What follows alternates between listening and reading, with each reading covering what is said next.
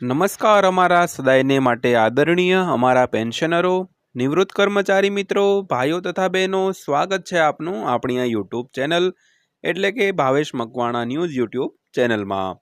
તો મિત્રો, સૌથી પહેલાં બધાને જય શ્રી કૃષ્ણ, જય માતાજી, હર હર મહાદેવ।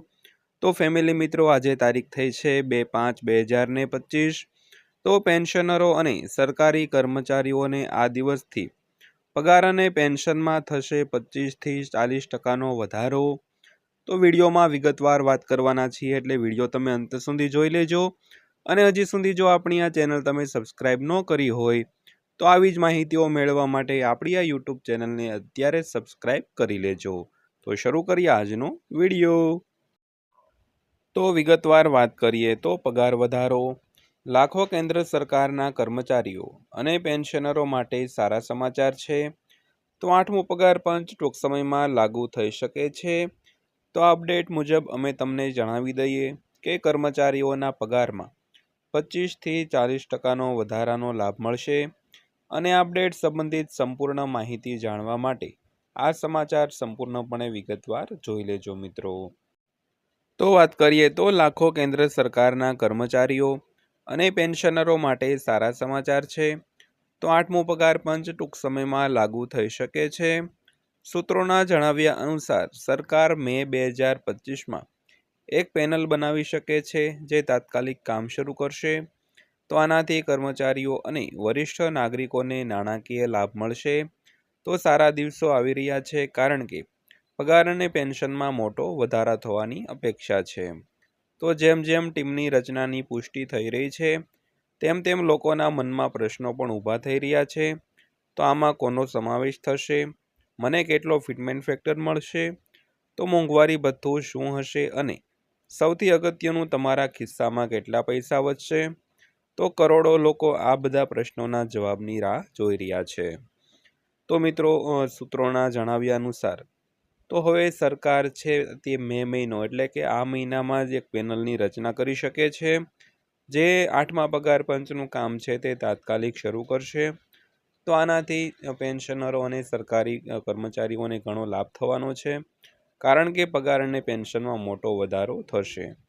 તો જેમ જેમ ટીમની રચનાની આગળ વાત થઈ રહી છે, તેમ તેમ લોકોના મનમાં આ બધા જે પ્રશ્નો છે તે પણ મનમાં ગુંજી રહ્યા છે। તો ત્યારબાદ વાત કરીએ તો ટીમ કેવી હશે? તો 8મા પગાર પંચની જે રચના કરવા માટે ટીમ બનાવવામાં આવશે, તે ટીમ કેવી હશે તેની વાત કરીએ તો આંતરિક સમાચાર અનુસાર સરકાર 8મા પગાર પંચની ટીમ બનાવવામાં વ્યસ્ત છે, જેનું નામ 2025 સુધીમાં અંતિમ સ્વરૂપ આપી શકાય છે। તો આ ટીમ ખૂબ જ મહત્વપૂર્ણ છે, કારણ કે તે નક્કી કરે છે કે કર્મચારીઓને કેટલો પગાર વધારો મળવો જોઈએ। તો આ ટીમનું નેતૃત્વ ઘણીવાર સુપ્રીમ કોર્ટના નિવૃત્ત ન્યાયાધીશ અથવા વરિષ્ઠ સરકારી અધિકારી દ્વારા કરવામાં આવે છે। આ ઉપરાંત પ્રખ્યાત અર્થશાસ્ત્રીઓ, નાણાકીય નિષ્ણાંતો અને સરકારી નિયમો વિશે જાણકાર લોકો પણ હોય છે। તો આ ટીમ કર્મચારીઓના પગાર ભથ્થા અને નાણાકીય બાબતોનું કાળજીપૂર્વક વિશ્લેષણ કરે છે અને સરકારને સૂચનો આપે છે। તો મિત્રો, આ જે 8મા પગાર પંચ માટે ટીમ છે, તો ટીમ કેવી હશે તેની આપણે વાત કરી। તો તે ટીમમાં તેનું નેતૃત્વ ઘણીવાર છે તે સુપ્રીમ કોર્ટના નિવૃત્ત ન્યાયાધીશ હોય તે પણ કરે છે, અને વરિષ્ઠ સરકારી અધિકારીઓ હોય જે ભૂતકાળમાં જે નિવૃત્ત થઈ ગયેલા છે તે કર્મચારીઓ। આ ઉપરાંત પ્રખ્યાત અર્થશાસ્ત્રીઓ હોય છે, અર્થશાસ્ત્રના નિષ્ણાંત અને નાણાકીય નિષ્ણાંતો હોય છે, અને જે લોકો અને કર્મચારીઓ હોય તે નાણાકીય બાબતોનું ખ્યાલ હોય તેવા અધિકારીઓને પણ રાખી શકાય છે। તો વાત કરીએ તો કોનો સમાવેશ થઈ શકે છે? જો કે હજુ સુધી નામો જાહેર કરવામાં આવ્યા નથી, પરંતુ એવી અપેક્ષા રાખવામાં આવી છે કે ટીમમાં એવા લોકો હશે જેમને સરકારી તિજોરી, દેશની અર્થવ્યવસ્થા અને કર્મચારીઓની જરૂરિયાતોને સારી સમજ હશે। તો જ તે બધાના લાભ માટે અહેવાલ તૈયાર કરી શકશે। તો મિત્રો, આ ટીમમાં ખાસ કરીને કેવા માણસોનો સમાવેશ થાય?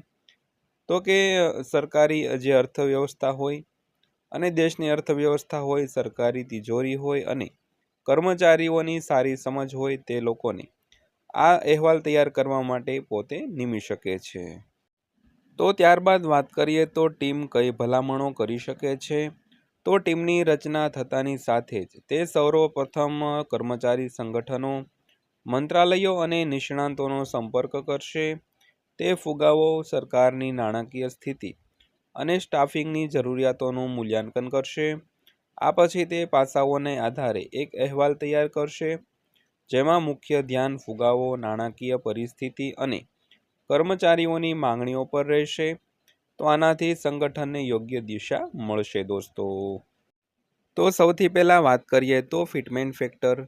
તો આ સૌથી ગરમ વિષય છે. ફિટમેન્ટ ફેક્ટર એ જાદુઈ સંખ્યા છે, જેના દ્વારા તમારા આજના મૂળ પગારને ગુણાકાર કરીને નવો મૂળ પગાર બનાવવામાં આવે છે.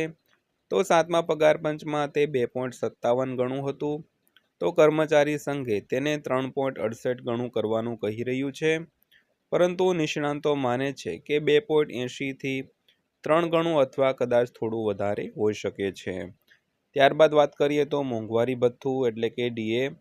તો એ ચોક્કસ છે, જ્યારે 8મું પગાર પંચ લાગુ થશે ત્યારે તમને જે પણ મોંઘવારી ભથ્થું મળતું હશે તે મૂળ પગારમાં મર્જ થઈ જશે, અને 7મા કમિશન દરમિયાન 125% ડીએ સાથે પણ કંઈક એવું જ બન્યું હતું. તો ડીએ ઉમેર્યા પછી નવા મૂળ પગાર પર ડીએની ગણતરી ફરીથી શૂન્ય શરૂ થશે. ત્યારબાદના મુદ્દાની વાત કરીએ તો નવું પગાર માળખું. તો વર્તમાન પગાર મેટ્રિક્સમાં સુધારો કરી શકાય છે. શક્ય છે કે કેટલાક સ્તરો દૂર કરવામાં આવે અથવા મર્જ કરવામાં આવે, જેથી પગારમાં ભૂલો સુધારી શકાય. ત્યારબાદ વાત કરીએ તો અન્ય ભથ્થાઓ. તો ઘરભાડું ભથ્થું, મુસાફરી ભથ્થું, બાળકો માટે શિક્ષણ ભથ્થું જેવા ભથ્થાના નિયમો અને રકમ પણ બદલાઈ શકે છે. તો જાહેરાત પ્રમાણે એચઆરએ બદલાઈ શકે છે, અને વર્તમાન પરિસ્થિતિ મુજબ અન્ય ભથ્થાઓ પણ અપડેટ થઈ રહ્યા છે. ત્યારબાદ વાત કરીએ તો પેન્શન વિશે. તો આ ભલામણો ફક્ત નોકરી કરતા લોકો માટે જ નહીં, પણ 65 લાખથી વધુ પેન્શન મેળવતા આપણા વૃદ્ધો માટે પણ હશે. તો તેમનું પેન્શન કેવી રીતે નક્કી કરવામાં આવશે તે અંગે પણ ચર્ચા થશે મિત્રો. તો હવે આગળ શું થશે તેની સમયરેખાની વાત કરીએ તો સૌથી પહેલાં ટીમ ક્યારે બનાવવામાં આવશે? તો મે 2025માં સ્ત્રોતો મુજબ. અને ત્યારબાદ વાત કરીએ તો રિપોર્ટ ક્યારે આવશે? તો ટીમને રિપોર્ટ તૈયાર કરવામાં 15થી 18 મહિના લાગે છે. તેથી રિપોર્ટ 2026ના અંત અથવા 2027ની શરૂઆતમાં આવી શકે છે. તો ક્યારે અમલમાં આવશે તેની વાત કરીએ તો જ્યારે પણ રિપોર્ટ આવશે ત્યારે ધ્યાનમાં લેવામાં આવશે કે 8મું પગાર પંચ 1 જાન્યુઆરી 2026થી લાગુ થાય છે, અને અગાઉના બાકી પૈસા પણ પ્રાપ્ત થશે મિત્રો. તો મિત્રો આ હતી આજની માહિતી પસંદ આવી હોય તો વિડીયોને લાઇક કરજો, અને આવી જ માહિતીઓ રોજે રોજ જોવા માટે આપણી આ યુટ્યુબ ચેનલને સબસ્ક્રાઈબ કરી લેજો. તો ફરીવાર પાછા મળીશું એક નવા વિડીયો સાથે, નવી માહિતી સાથે. ત્યાં સુધી સૌને જય હિન્દ, વંદે માતરમ.